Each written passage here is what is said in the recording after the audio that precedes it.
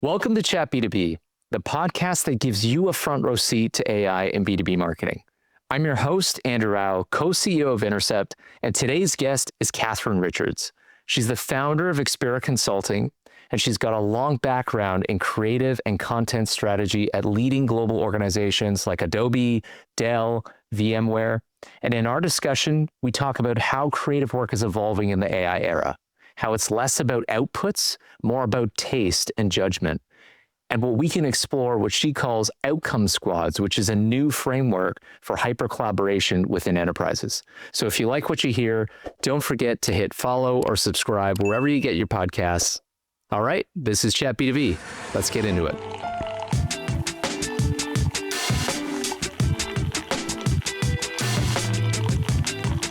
So Catherine, you've led creative and content strategy inside obviously large global tech companies, Dell, Adobe, VMware.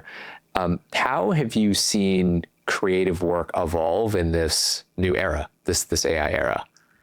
Yes. Okay, so I realized that AI made something crystal clear for me, and that creative work is not about writing experiences, videos. It's about judgment and delivering business outcomes.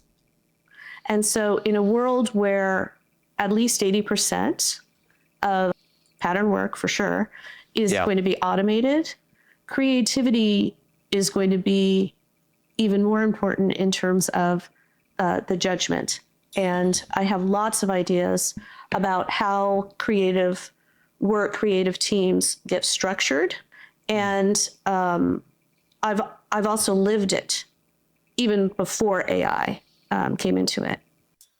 So I think that's it's interesting because I'm having a lot of conversations about this of like, what is uniquely human? Like what do we keep versus what do we delegate? And I think you're right. I think that raw creativity is one of those, and along with judgment, as you said, is one of those things that's really uniquely human, because I think that if you think about kind of a big idea, which is, okay, you've got this awesome creative narrative and et cetera, there is a really big long tail, right? Like you have all these assets and derivatives, and there's a lot of work that goes in that I think AI can support that process. But I think the big moment, that light bulb aha moment, is still uniquely human. And I think that's what you're saying in terms of creativity. Absolutely. And I think of it in terms of patterns versus leaps. Okay. So AI is great at recognizing patterns. Yes. You can ask it to do something. It's going to look at 10 years of historical data, and it's going to give you the probable. What humans can do is they can take that leap to what is possible because they're forward looking. Yes. And I think that ability to leap is where we're going to find the outliers, the most creative outliers that AI is not going to be able to do. But back to your point about what is it to be human, it's really important for me to think about human contribution to risk management and to conviction and courage. So a real life example, and this is a pre-AI example, but at one point I had $250,000 to do a global message test when I was leading security messaging at Dell. We had 10 questions. Now, of course, AI can do this in minutes, right? We had 10 questions, and I managed to cross 6 brands. Okay. And so for those 10 questions, I had to get everyone to agree on what the questions we were going to ask. I only did that for 9. And the 10th question I kept to myself, because the 9 questions that the consensus was built upon was sort of pattern work, what we thought and what we had seen historically. And I was not seeing what I believed the answer was. And so I took the risk, and I had the conviction to put that 10th question in, and it became the whole basis for Dell's go-to-market messaging and playbook. And so creatives need to lean into that even more. I I love that because I think it just emphasizes the role of the value of gut. Like I think gut is important. I know that we can be predictably irrational, but at the same time, if we know our craft, if we know the audience, our gut can lead us, I think, to breakthroughs like that. I think so. Yeah. I do use AI to support my gut, right? Yes. So one of the strategies that I teach teams to do is to use AI as a thought partner, of course, but as a sparring partner and Right. argue different sides. And so when I'm developing a point of view on something, I will road test it with AI, and I'll try to get it as bulletproof as possible. And I love that. But at the end of the day, it's my name on it. That's right. Yeah, you're accountable. So when you think then, because creativity is as you mentioned, rightfully mentioned, is a unique human characteristic. It's where we add value. How do you define that though now in this era? Like, is it creative if somebody uses an AI model to generate an output, right? And there's sort of AI and human working together. Is that still creativity? How do you define creativity now?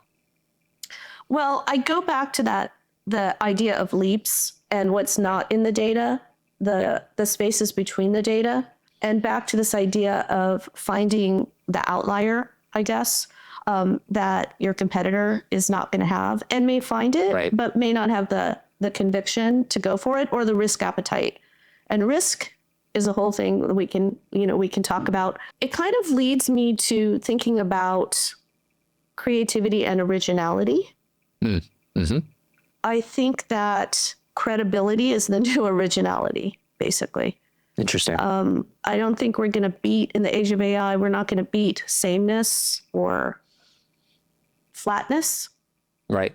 By more and more originality. The latest thing, do this with AI or whatever it is. I think in enterprise, B2B, and in highly regulated spaces, which is where I operate, I think credibility is the frontier that creativity really needs to lean into. It's a really interesting concept, and I agree with you because I think that in an era where information is on demand and you can generate as much as you want, and there's a lot of slop that's out there, I think it comes back down to your point, credibility and trust. What do I trust? What's real? What's not real? And you're looking for people that can act as advisors to help you make sense of what's going on. So I think it's a great point in credibility, and I think that it almost comes back to brand and reputation in a way that I feel that has taken a bit of a back seat because everything is all about demand gen and direct response.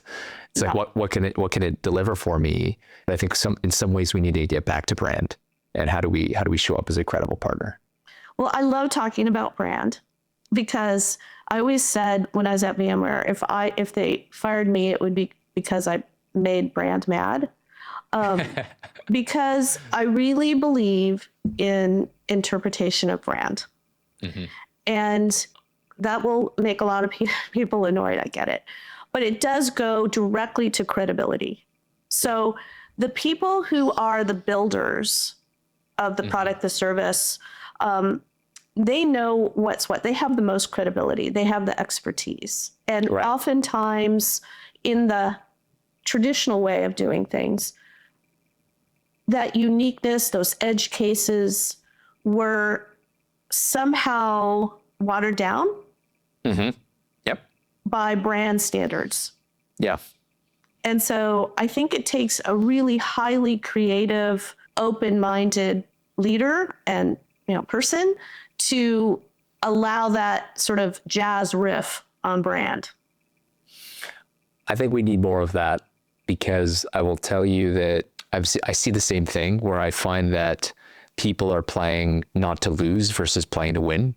I mean, I think it's like we just don't want to get stopped by brand, and I understand the importance of brand, and you need to protect brand. It needs to show up right. It needs to be polished. It needs to be correct, of course. But I think that in some ways it's just overly restrictive. That in a way that does not add value. I think it restricts creativity. into your point on creativity being, where we're going to add the most value. Like, are we creating a bunch of brand rules or principles? And I think the difference being rules is these are the hard set rules. This is what you got to do every single time versus principles that allow us to think creatively and critically about what is the right expression of that. So I don't know if I you have a agree. I perspective on it. agree. Yeah. And it's analogous to AI guidelines and principles too. Right.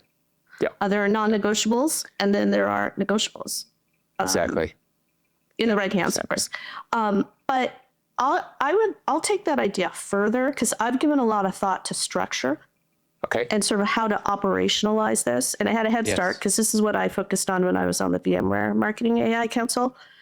So I've put a lot of thought into this. But what I advocate for when I talk to different leaders, I help them get ready for what's next. Right. Various functions that I do. And I believe that there's something that I call outcome architecture. Okay. In forming, I guess, org charts at the end of the day. Yeah. And what that means is I believe that we will have outcome squads. So smaller cross-functional groups Yep. that on that team, you would have a brand person. You'd have a compliance person, depending on what the outcome is. And these are groups that come together for one business outcome for a short time, and then they disband and go on another one. And there's precedent for this in M&A today. Okay. So when I was at Dell, the brand bought and sold brands quite often. Yeah. Right. And my role as a security messaging lead was to figure out how the new brand fit into the story and how we explain the absence of the blah, blah. And so as part of that, I was on a Tiger team, an M&A team, when we were thinking of acquiring someone. And I sat right next to the finance, the chief security officer, and I was there to figure out, okay, how's the messaging going to work if this brand becomes part? So it was proving the thesis. The outcome was proving the investment thesis. And so the precedent is there. And I think if leaders think about when they get their highest stake project, who they put on it, Yeah. they already do this in some form. They may not think about having the brand person, the risk person, the legal person, but the precedent is there. I think that's where we're going in enterprise. Interesting. I actually have a similar thesis around that because I do think that the future is cross-functional teams because you just need to move faster. And I think we need marketers that can see the whole field. They have to understand the finance perspective from finance and legal and ops and so forth. That would be a big shock to the enterprise system. Yes. Yes. But the signals are there, Andrew. Yeah. Right. So Walmart CEO said that I don't remember what the growth number is, but they're going to hold hiring flat.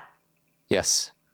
And so how are they going to grow with no new head count? They're going to rethink how work is done. Now, I'm not saying I don't have insight into Walmart, but the signal that it says to me is work is going to be rethought and the structure is going to be rethought. And so, yeah, I mean, hiring flat is a big, big signal to me. Flat sort of the expectation to be able to drive growth, right? And I think as part of that org design or team design idea that you had, obviously, I think agents are going to play a key role in supporting this cross-functional team. But that is interesting. I think that is it's a big question right now. I think enterprise teams, I was having a similar conversation with Audrey, who's the CMO at Microsoft, around what do hybrid human and agent teams look like and new roles that are going to get created out of this. I think some roles will also dissolve, but I think new roles are going to get created. So I don't know if you've thought that far as to new marketing related roles that might get created and what gets displaced. Have you thought that far down that path? Okay. What's your perspective on that? I have. I'm curious. But this is a thesis, right? Yes. Let's just take it in chunks, I guess. So for leaders, a lot of the coordination and translation work will go away. So they're going to have more time to focus on what gets built and how that translates to the business outcome, how it not translates, but delivers the business outcome.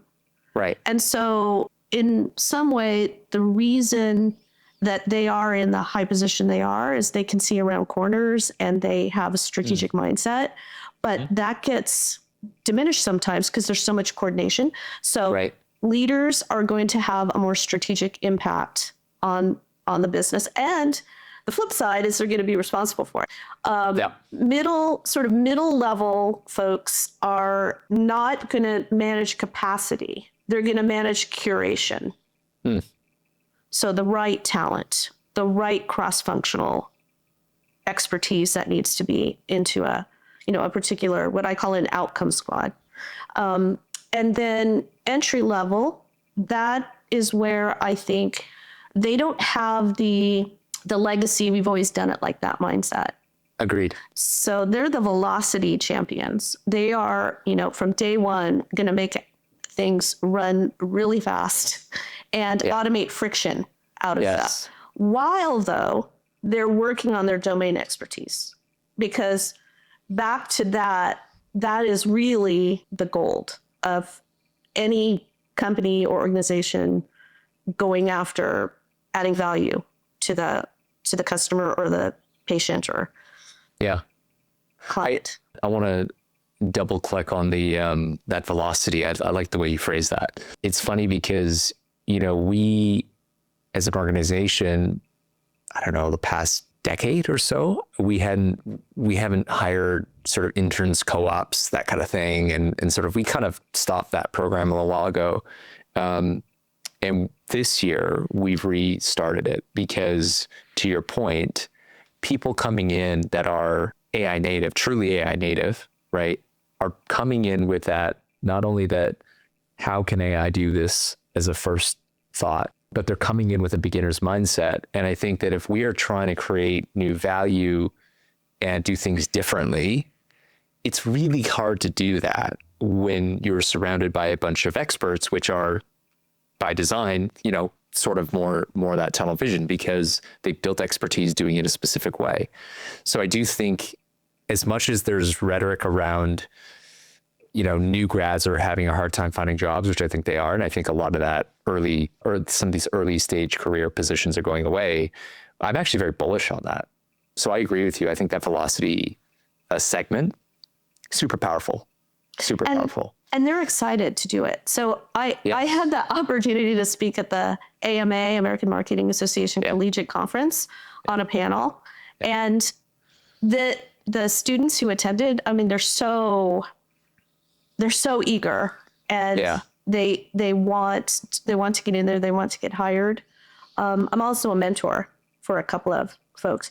But it's interesting, at this panel, the first question that I got was, what is taking enterprise so long? Are they too old?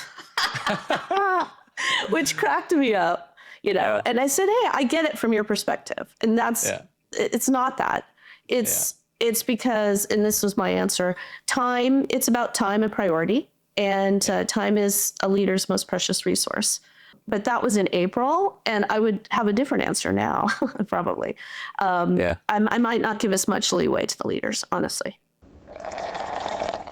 I want to go back to one of the roles that you had around the content creation piece, because back to the theme of creativity, back to how AI is going to impact that.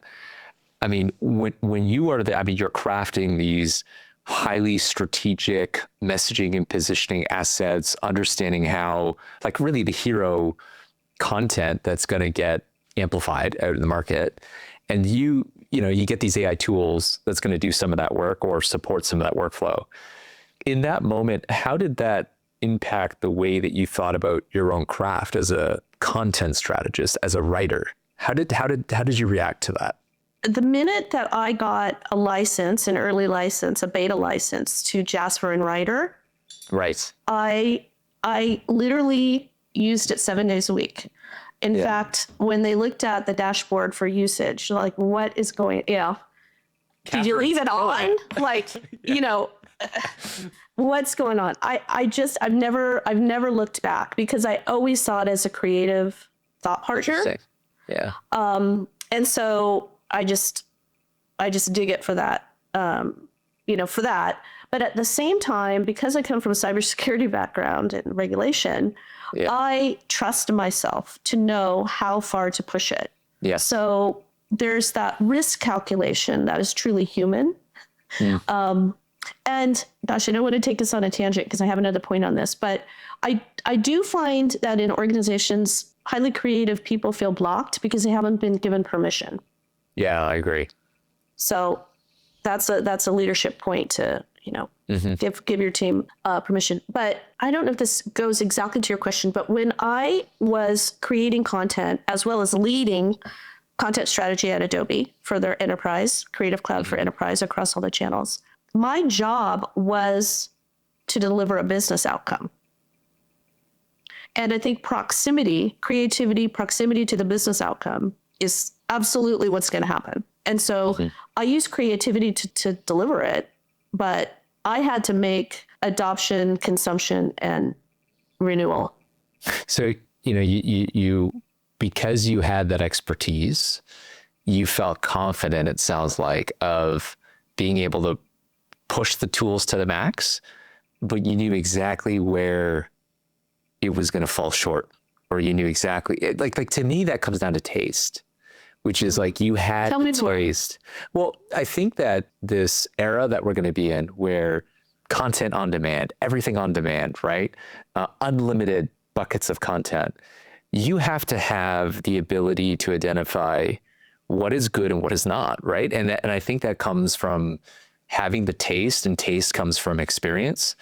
And whether that is, what generally connects with the audience, what, again, instinctually feels right and wrong. And I think that when you don't have that experience, it is easier to fall into the trap of accidentally passing off something that just might be AI slop, might be just wrong. And you don't have the taste yet. You don't have the taste palette. That's what I was thinking back in terms of taste. Okay, I agree with you. I would tether it, however, to the business outcome. Yes. So I've been a partner in a graphic design firm, and I've been a fine artist, by the way, where I didn't have a business outcome. No, but I mean, there was a time, yeah. So tether it to a business, tether the creativity and the taste to the business outcome, or at least an enterprise. I mean, that's the area in which I operate. Yeah, agree. I think taste is talked about a lot, and I think it makes creatives feel better. But the hard, cold business truth is creativity in the enterprise exists to, persuade, to inspire action, to deliver a business outcome. Yeah, no, I agreed. I think everything should be, if we're taking a customer-centric mindset, I think naturally we'll get to, what is the business outcome that we're trying to empower for these people? But I want to get back to, kind of related to that point on, as business leaders think about business outcomes, to me, I think efficiency is top of mind for many of them. I think it's about, it's revenue per head. It's that seems to be the main metric. And so when AI can make everything a heck of a lot faster, the risk is that we all get to mediocrity. We're all like, we all sound the same. We all do the same stuff. And so how do you protect creativity when the yardstick is largely efficiency, and that becomes like a main sort of KPI? How do you protect that? Well, I go back to domain expertise, to the people who know their stuff, the builders. Yeah. And if you think about back in the day, we'd ask the engineer to write a white paper, and they didn't want to stop and do it, right? Yeah. Well, now it's going to be part of their job, and AI is going to help. So getting as close to the expertise as possible. And actually, if you think about who people are listening to today, it's the builders. Yeah. I mean, at least in the AI space for sure. Yeah. Right? It's not just the execs. It's the people who built it, the people who teach it, the people who did the research it's based on, Dr. Fei Li, you know? Yeah. I think it goes back to your point on credibility.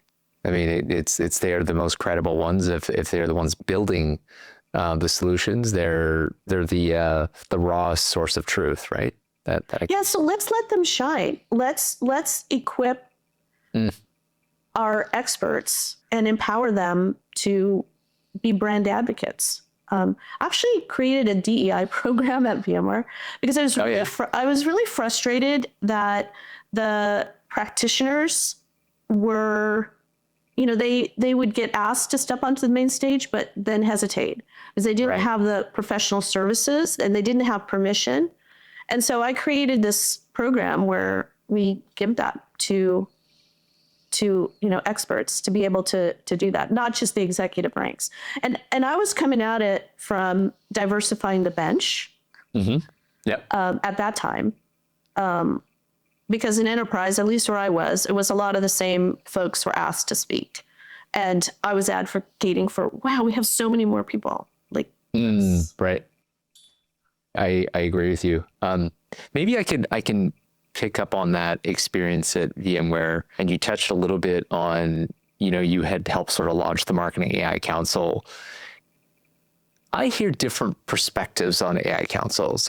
In some cases, it's positive, and in many cases, it's not so positive. In that, if people don't know, but they're very excited about AI, or they don't have the headspace to think of new ideas, people are uncertain, and so there isn't an output. There isn't somebody of authority that's kind of leading that discussion. It's kind of like the circular thing, and that's what I hear on the negative side. It's like we don't actually generate anything that I thought we would. On the flip side, I've seen AI councils work very, very well. So maybe can you think back to the VMware Marketing AI Council? What did that look like again? Like maybe just go back over that and like what really worked well, and what would you have as guidance to avoid this feeling that the AI council is not really generating enough value? Like we have one because it's like a thing to do, but like, I don't know, are we getting the value that we want? Yeah, you said the word discussion. There's a lot of discussion. And I would say when AI, because I see it too in my practice, when AI councils don't really, well, success is hard to say. The most successful ones are action oriented. Let me put it that way. I like that. And they are generally grassroots, so director level and below. Okay. And they are generally organically selected. So, in my practice, we have a methodology, like we've put a methodology around it to help scale it. But essentially it's you want as Jessica says, the hand raisers and the builders and the doers. So you've got entrepreneurial people in the successful AI councils. You've got people like me who are creative risk takers who will take it right to the line. And then there's a mandate for actions. So at VMware, we had use cases. Boom.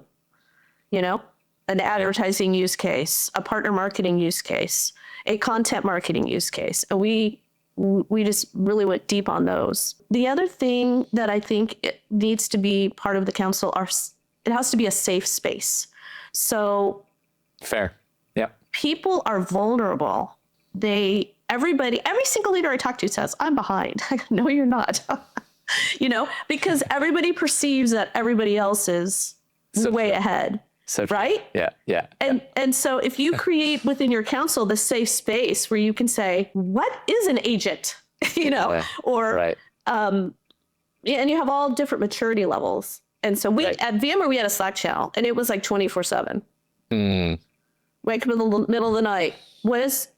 I forgot what this is, or what happened to the button over here? Because we were testing Jasper and Writer. I see. What happened? And so grassroots, entrepreneurial, creative risk takers, use cases, action oriented, and certainly cross-functional. So if I think about it, it's the ultimate outcome squad. So I like that the way that you've And I think that's a really interesting framework because I think it sounds like you need different types of people on the council to be able to, you know, like you said, the entrepreneurial one, the creative risk taker, the action oriented one, because I think that avoids this sort of groupthink mentality potentially. And then it allows everybody to kind of own a lane to ensure that you're actually making progress. So, Yeah. Two thoughts there. yeah. I left one out, the skeptical people. You want most skeptical people who are going to challenge assumptions Yeah. and make everybody better. But my second point there is I actually struggled at first on the VMware Marketing Council because I didn't know what my place was. Like, what's my swim lane? I've got a really accomplished person doing this, and I'm not a lawyer, and yeah, I know security and regulation, but I don't sit in compliance, so I struggled. And so I see that, and that's fine. Like, we figured it out. It's interesting. You mentioned sort of a creative risk taker that you label yourself as, and I know that your work, it sits, as the way you phrase it, it sits where sort of creativity and compliance meet. What does that mean to you? Explain that concept to me. Sure. So when I was in elementary school, my teacher submitted a poem that I wrote to a literary journal. Okay. And to everyone's surprise, it got published. And it was a haiku. Okay. And so a haiku poem, as you know, is very constrained. Yes. And it's 3 lines, 5 syllables, 7 syllables, and 5 syllables. And within that constraint, you have to have perfect clarity and hit emotional resonance. It's super hard to do. And so I realized, I don't remember what the poem was, but I remember feeling joy in working within that constraint. And I realized, looking back, I've applied that mindset to every role I've had. Interesting. It's in some ways, as you were talking, I was thinking that constraint actually, in a way, can breed innovation. Because if you are not constrained and you've got sources and all the time, etc., I think the restraint does create pressure and tension that forces you to find a different way, a more resourceful way, a more creative way. Now, on the flip side of that, I was just on a call earlier with one of our clients, and they're in sort of the MarTech side of the organization, the marketing team.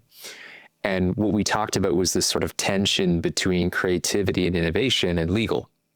And the context was, well, how is legal going to review that? Because we were talking about agentic workflows and some of the things that we're building here in terms of an AI native OS for B2B. And so my response was, well, in a world where we're marketing to agents and agents will proactively go out and find all the content on VMware, let's say, as an example, and they're going to remix all that content and throw it into a podcast because Catherine likes podcasts. Legal's not reviewing that anyway. Legal has no control over what these agents do. You have control over the content you publish, but you have no control over what people do with your content, right? In a way of how they consume it. And so it was this interesting tension that we were talking about of like marketing is being told to innovate. Legal is saying we need to review everything before it goes out. And it's like that. I don't know if there's an eloquent way to overcome that tension in the current scenario, but it can also be, my point being, compliance and constraint can also constrain innovation in a way, right? Yeah. Yes. And I challenge me on that though. Like, okay, you've got a different perspective. I mean, I operate in the enterprise, and there's always constraint. I mean, so if you are creative and you want to innovate, you know what I'm saying. Okay. There are constraints. Okay. These are things that come to mind. This can be worked through in a conversation. So handoffs are no longer going to happen. I know that's a bold statement, but in my outcome architecture, it's not, hand off something to legal and have them review it. Legal is actually in the mix, in the conversation. Hey, I want to do this thing. I want to create this event experience. I want to go to market with a POV on this. Right. And it might be provocative, but let's talk about it. And it's not weeks or even days. It's like, let's have the conversation right now. Where are the potholes that I'm going to step into? And this, yes, this is more startup-y talk, but this is what has to happen in as we restructure going forward in the enterprise. And nobody wants to go first. I get that. But what we can do is start preparing for it now. Yeah. I'm not sure I answered your question so much in that marketing must innovate. Yeah. And I do think it's that finding those creators who understand risk and understand the company's appetite for risk, but who are wildly creative. And yes, it's difficult to find those people. But if you are one of those people, your time is coming. Yeah, is here. I agree. I actually think as an add-on to that, if we are able to build creative systems, and this is again part of our thesis of our CTO Francis, who's leading this initiative, but if you're able to build agentic workflows, whether that's content and creative, that gets to the sort of the keep the lights on workflows, and I think what it does is it does it more efficiently, and therefore it is more economical. It's faster. Maybe the quality's to 80% right now, and all the way to 100.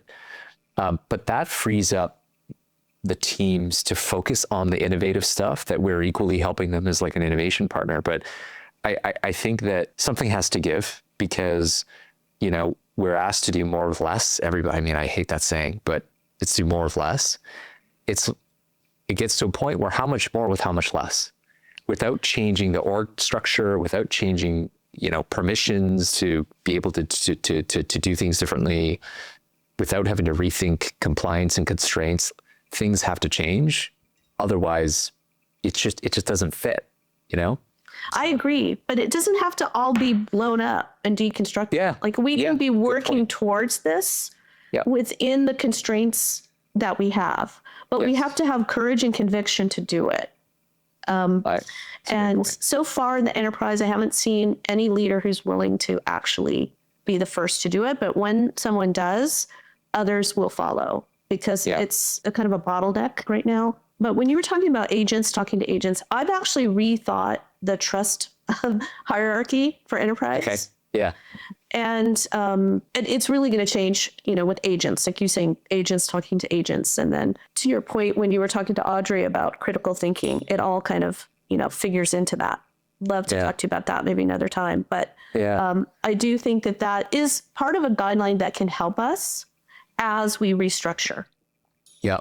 No, I agree. And I think you're right, is that you don't got to blow everything up. And I think it's about how do you take it in phases and being really intentional about what goes first. And as marketers, we need to think about how we market this internally, right? To think about how do you solve a business outcome, but how are you telling that story internally to build conviction and support and resources that help you get to the next one? And I think that, again, because all we do is global tech, global enterprise tech, so much of where I see stakeholders that do very, very well and get the permission to innovate is because they're very, very good internal marketers as well. They know how to tell a story. I agree. Yeah.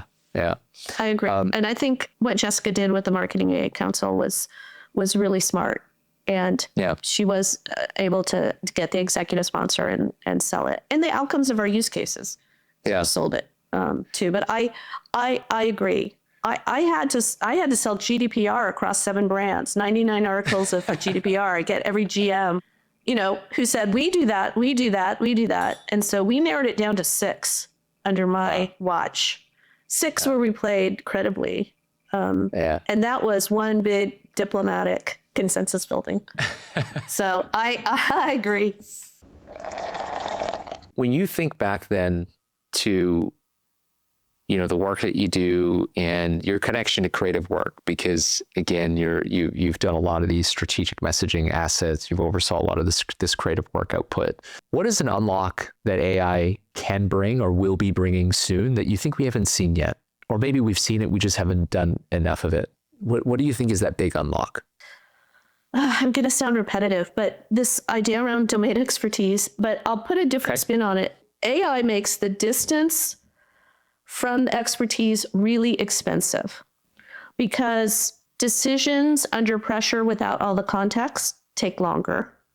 Right. And leaders may bet on the wrong bets with AI and automate and maybe optimize, the wrong thing. But if you are in conversation, back to that legal conversation, if you are in conversation and in close proximity and more agile about having these conversations with the folks who are closest to the product, the research, the service, that's just a huge unlock that is just sitting there waiting to happen. But there are all these layers and processes that get in the way. So you think it's these true domain experts empowered with AI can do more for the organization? Yeah, and they're not, but I have to be careful here because they're already so stretched thin. Like they don't need a second job. Right? So maybe it's more around quarterly they're tapped for things, We have to rethink how brands use their experts and the people closest to the builders, basically, at the end of the day. Yeah. What's interesting to me, what resonates is that I do find that in large enterprises, there's sort of, it starts with this rich source of truth from a product standpoint and engineering standpoint. And then sort of it plays that game of, the message passes along. And then once it gets to whether that's agency partners or the integrated marketers, I think there is that context loss. And so if we're able to get closer to the original source, basically being able to kind of duplicate them in a way or democratize their knowledge or access to them, access to their knowledge, then I think better work gets created. Because I do think that the biggest drain on creativity and quality of content is a lack of context. And if you don't understand the context at the start, you only just get further apart. It's kind of like a plane takes off and you've got two different trajectories. If you're off by just a degree, it gets bigger. At the start, it gets bigger. The longer it goes, the bigger the separation. But it is a conversation though, right? Yeah. Because the creative has to know which questions to ask and to push back. Yeah, agreed. So it's got to be, we've got to get away from brief in, content out. There's got to be dialogue. And again, I go back to that outcome squad, cross-functional team where you're working you're working in real time together, and then you disband and go work on something else. To the point on cross-functional team, I know that something that our creative team has really benefited from is having another member join their team, not a human, an agent. And our platform's called Cortex, which is basically an AI model that's been trained on 300,000 people that have wore brainwave headsets and eye trackers. And it sounds like a wild experiment. No, it sounds so cool. And they're shown static ads and video ads. And what we're able to see, and we're working with a neuroscience team on this, is the brainwave data for people. What we do with that is that we can then run predictions and forecasts against creative. So creative team will actually submit the art within our platform, and it will tell them, here's where people are likely to look.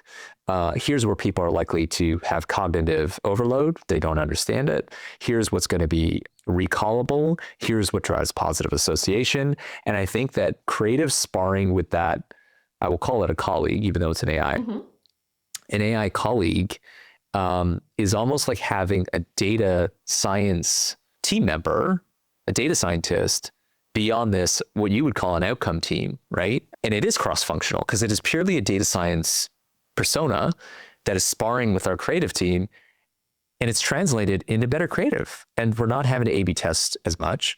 And so I think just to that point, I think there's that outcome. I really like your outcome focused team design because we're seeing elements of that here work really, really well. So just as an example, I think that would be an amazing tool, thought partner, outcome partner. I'd be curious. I would probably take what I think is the final answer and go put it into another tool. And see what it, what you get. And like, one of the prompts I use is, and I'm sure you've heard this before, but you are a Soviet era Olympic judge, and I want you to rip this apart. Yeah.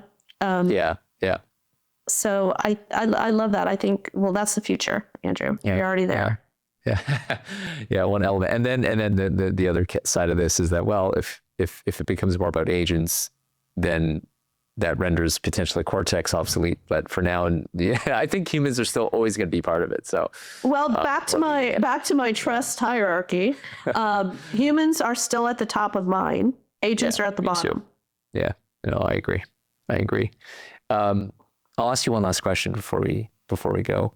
What is a rule that you think every creative leader or every content leader needs to break in this AI era to be successful? Yeah, stop optimizing for volume. Volume is not value anymore. It's a great point. Yeah. Yep. AI is the creative yes man. So start measuring for what you solve, not what you ship. Yes. So just move into less, but really impactful, which is what we all have been trying to do forever. But now we're being forced to do it. And we have the tools to do it with AI in terms of better insights, better personalization. I built something called the Scrutiny Engine, which is a custom GPT to sort of find unspoken thoughts and feelings for different groups, different audiences. So we've got a lot of really neat tools. So let's, I guess, double down on value. I really like that point because I think that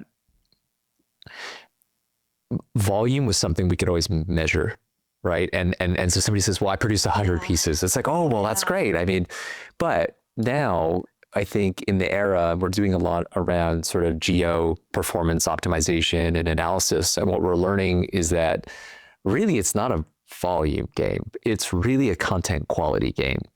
And, we've got a framework called beta around, content that, again, if you're trying to impact the LLMs, you got to understand where you sit, which is part of what we do. But the B is best for really having content that address who is your product or solution best for, and then what scenario. So be specific. And I think that's hard because my perspective is all enterprise tag. It's like, they're like, well, no, we're good for everybody. Right. And so I think we need to get crisper. There's the evidence piece of this, the E being, quantitative proof points. And I think what's interesting about that, we see in the model's reasoning that they're like, basically this proof point sounds like bullshit.